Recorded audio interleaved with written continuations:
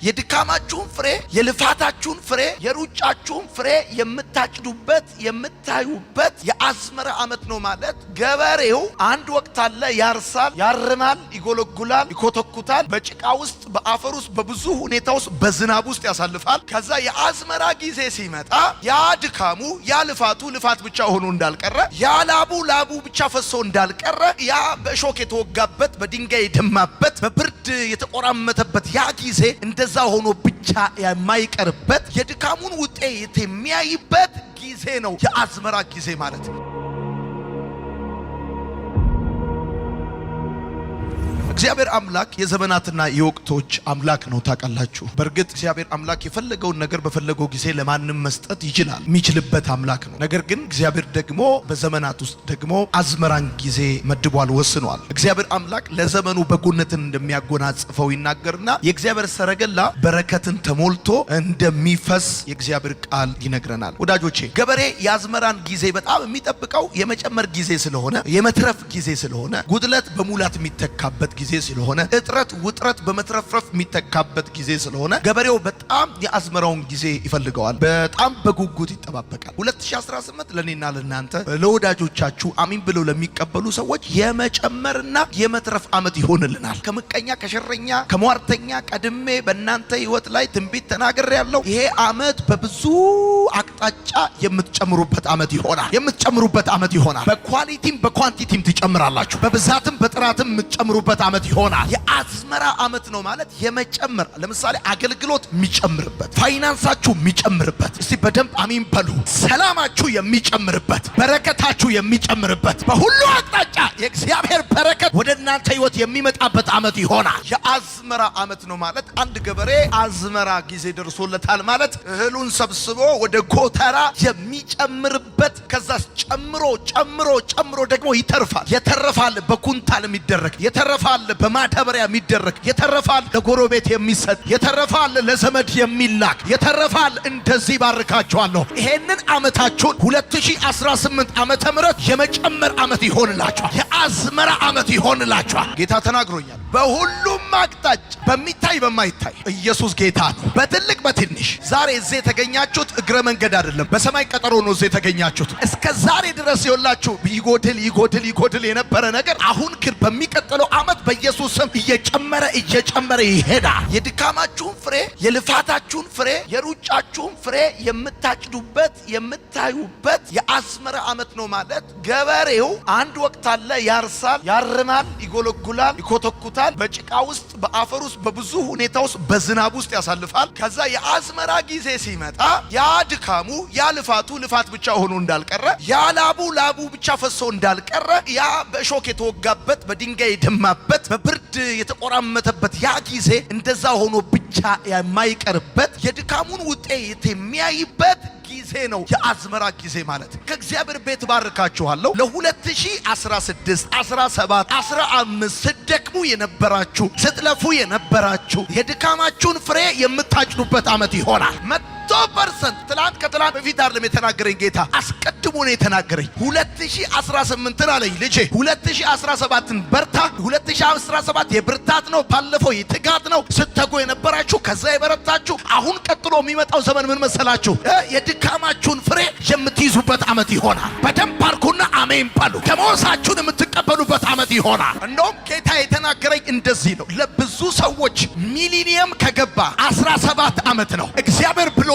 የ17 ዓመት ደሞዝ የምከፍልበት ዓመት ይሆናል። የ17 ዓመት ደሞዝ የምከፍልበት ዓመት ይሆናል። ሚሊኒየም ከገባ ዘመን ጀምሮ ስትማሩ፣ ስትለፉ፣ ስትሮጡ፣ ስትታከሉ በብዙ አቅጣጫ ብዙ ነገር ውስጥ የወጣችሁ ወረዳችሁ ሰዎች ይሄ የሚቀጥለው ዓመታችሁ፣ ይሄ አዲሱ ዓመት በኢየሱስ ስም የደሞዝ ዓመት ይሆናል። የደሞዝ ዓመት ይሆናል። የአዝመራ ዓመት ነው ማለት የድካምህን ፍሬ የምታይበት፣ በቤት እልፍኝ ውስጥ ከሚስትህና ከልጆች እናት ጋር ከልጆች ጋር የእግዚአብሔርን በረከት የምትቀበልበት የምትካፈልበት። በደንብ አርኩና አሜን በሉ። የአዝመራ ዓመት ነው። ዓመት ተወደደም ተጠላ፣ ማንም ተቀበለ አልተቀበለ፣ ይሄ ዓመት እግዚአብሔር ብሎኛል። ለ17 ዓመት የለፋችሁ ሰዎች ከሚሊኒየም በኋላ ደሞዝ የሚከፈልበት ዓመት ነው። የትንቢት ቃል የአዝመራ ጊዜ ነው ማለት ፀሐይ የሚወጣበት ጊዜ ነው ማለት። ማይ ጋድ ፀሐይ የሚወጣ ጭጋግ ተገፎ ጨለማ ተገፎ ህልማችሁ የሚሞትበት ሳይሆን ህልማችሁ ላይ ፀሐይ የሚወጣበት የእግዚአብሔር በረከት የእግዚአብሔር ቀን የሚሆን እኔ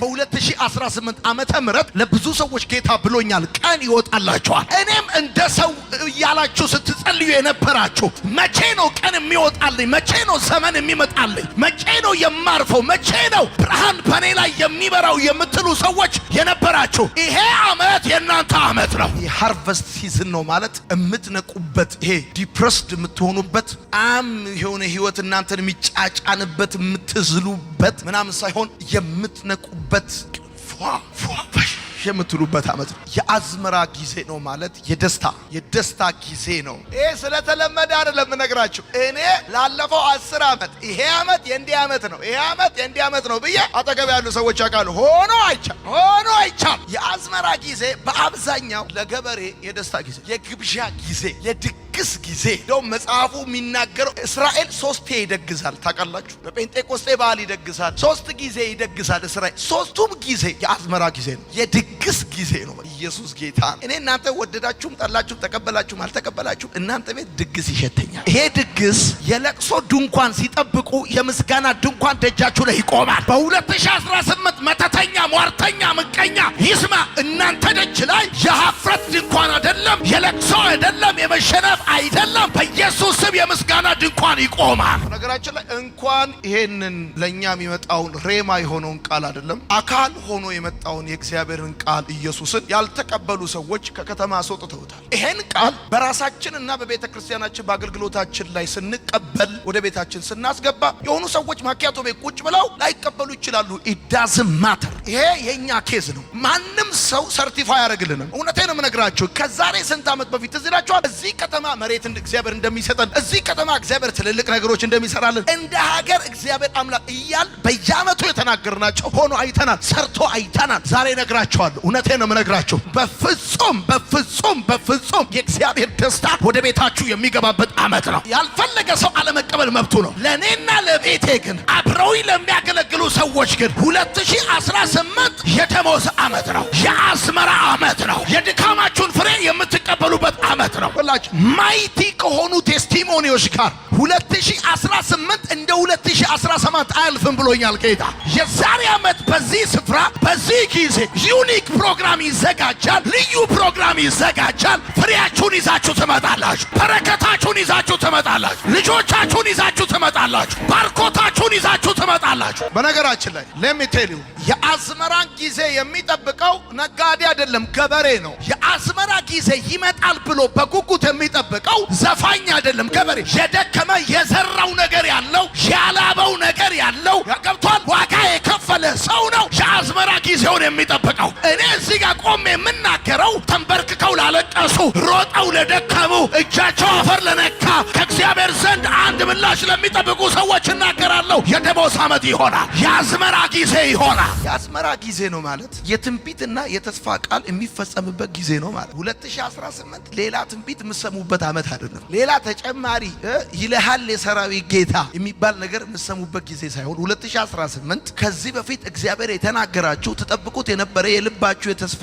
ቃል አካል የሚይዝበት የሚፈጸምበት ዓመት ነው። የአዝመራ ጊዜ ማለት የሽልማትና የካሳ ጊዜ ማለት ነው። የሽልማትና የካሳ ጊዜ ማለት ነው። እሰልሰዋለሁ ሶስተኛ ጊዜ የሽልማትና የካሳ ጊዜ ማለት ነው። 2018 ለኔና ላንተ በመንፈሴ ምን እንደማይታወቃላችሁ አንድ ሰው ከቆለፈ አይደል? ለምሳሌ አንድን ግቢ በር ከቆለፈ ቤታችሁን ቆለፋችሁት በቃ አለቀ። ዛሬ በኢየሱስ ክርስቶስ ስም ይሄንን አዲሱን ዓመታችሁን የካሳና የሽልማት ዓመት አርገን ቆለፍነው።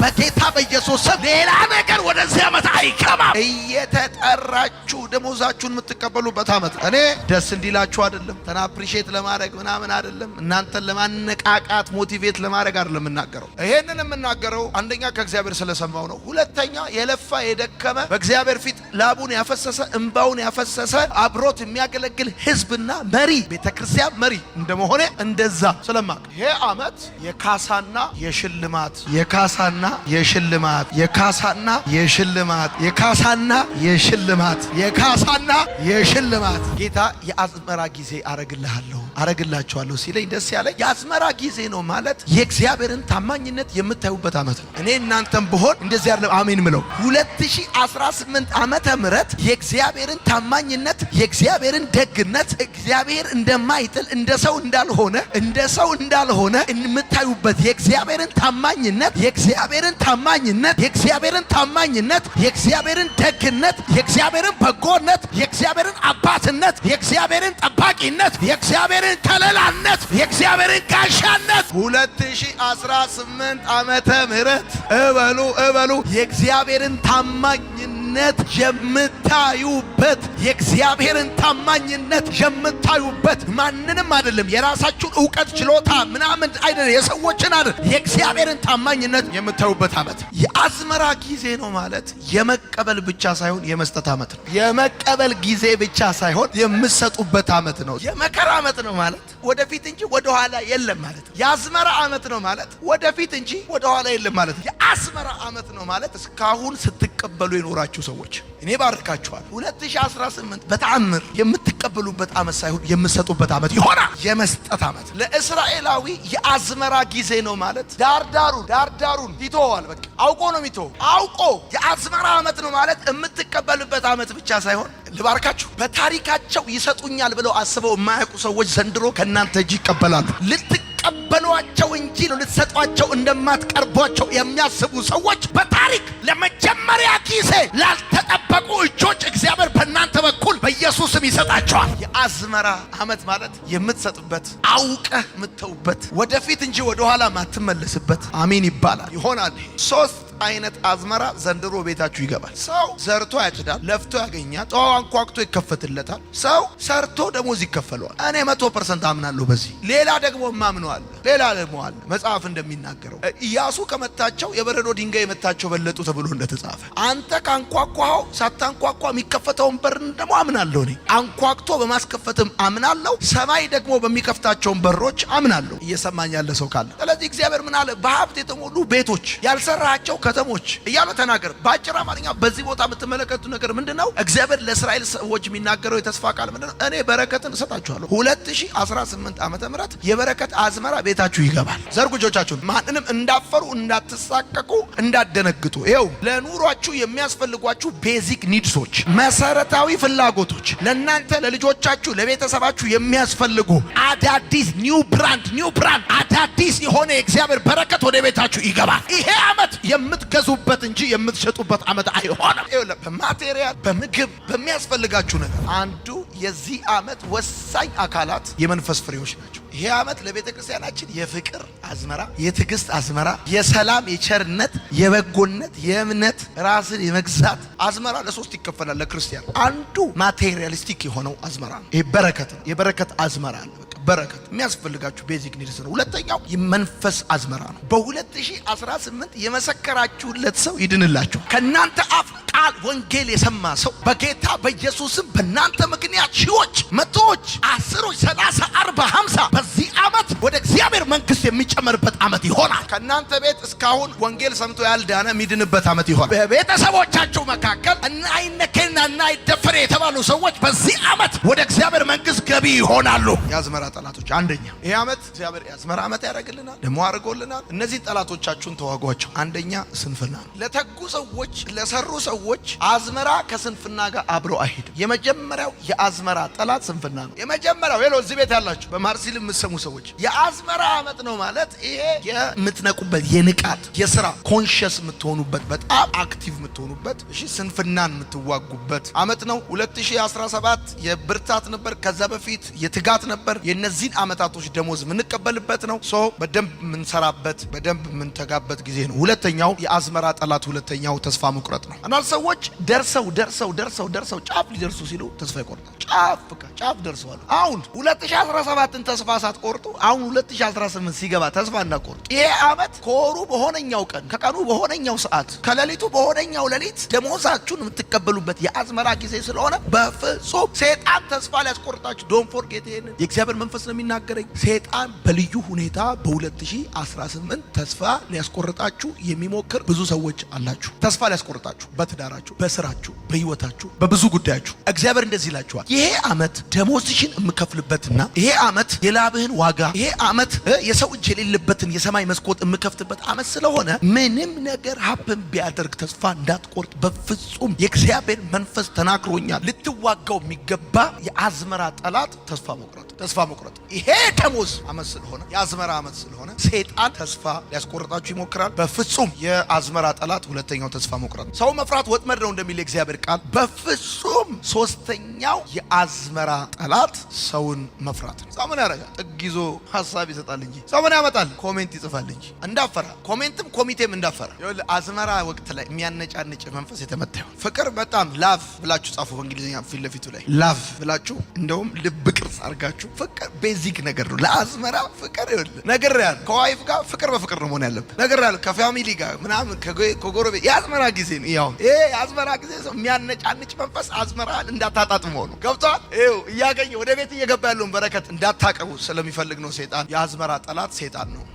ተቃወሙት። እሱ በጌታ በኢየሱስ ስም ልቀቅ ብላችሁ ተቃወሙት። አዲሱ ይሄ 2018 የእግዚአብሔርን ታማኝነት የምታዩበት ዓመት ነው። ደግሞ ጌታ መንፈስ ብሎኛል ሳይረፍድ በቀጠሮ ሰዓት አናቱ ላይ 6:00 እንደሚገኝ ቀጠሮ ይሄ ዓመት በህይወታችሁ ዋና ጉዳይ ላይ መለኮት የሚገኝበት ዓመት ነው።